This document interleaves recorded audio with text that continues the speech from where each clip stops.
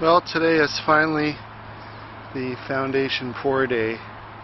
My original plans had me at this stage June, I guess July of last year.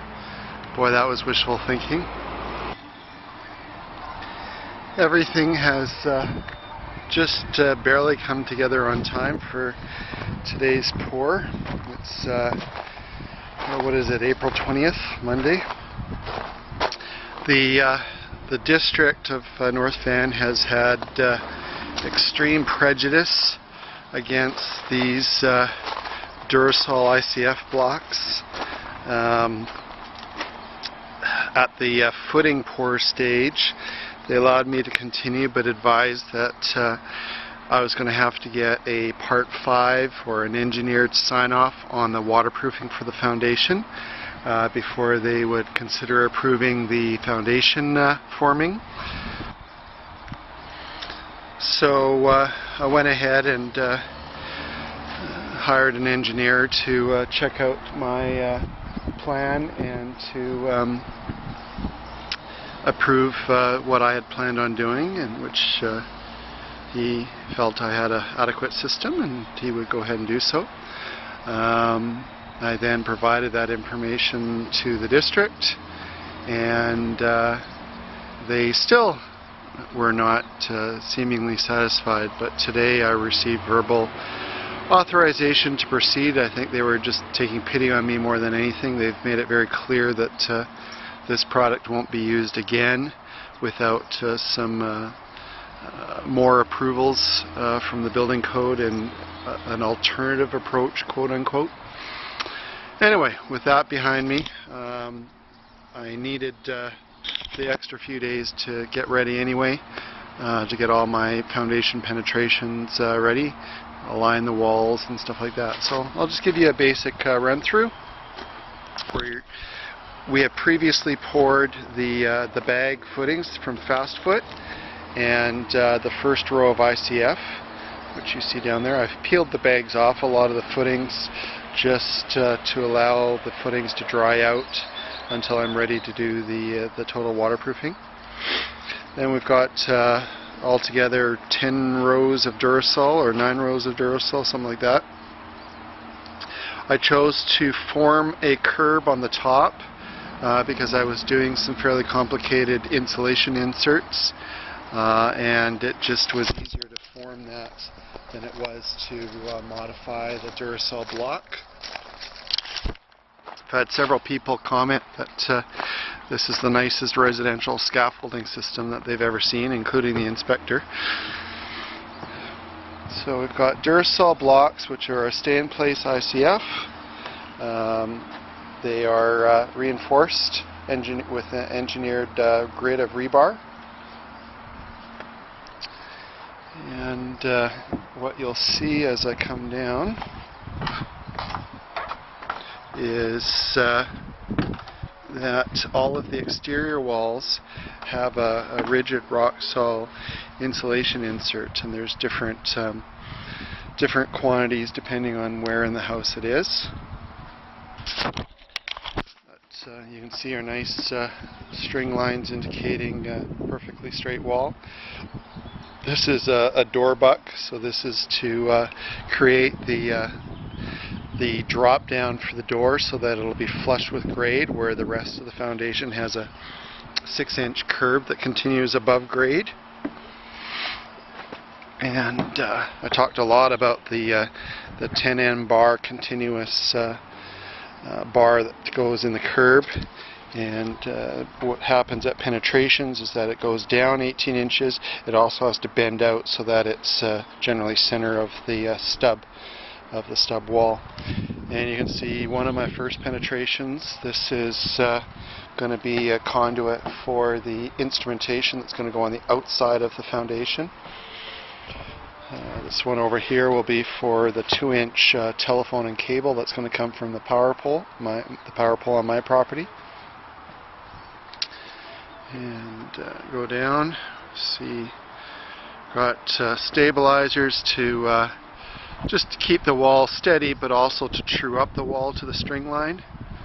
I've I've got some more conduit. This will be going up to a light switch and to out to the barbecue pit area. We've got our shop exhaust, and a matching one coming up is the air intake.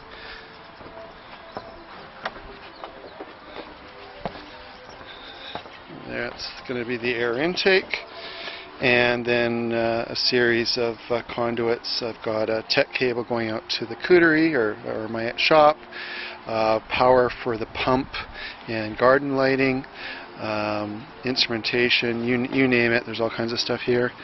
This is going to be a vent for the kitchen sink, and it's been installed per the inspector's approval. He just wanted to see foam insulation wrapped around it so that there is allowed some movement after the concrete's poured. And again, because it's a interruption to the continuous bar, you have to have a downward leg, 18-inch leg, and an 18-inch splice. And some vertical bracing, or sorry, vertical bracing. That is to support the scaffold, it's to support the blocks, it's also to keep the blocks from lifting.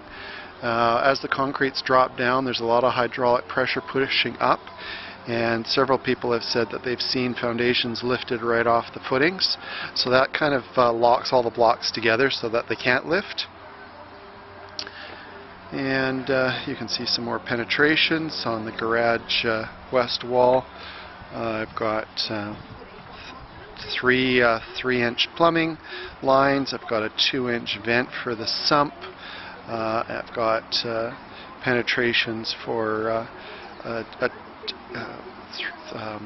cable that's going to go to a sub panel, and just in behind over in that corner I've got a penetration for all the internet and low voltage wiring that's going to go to my server room.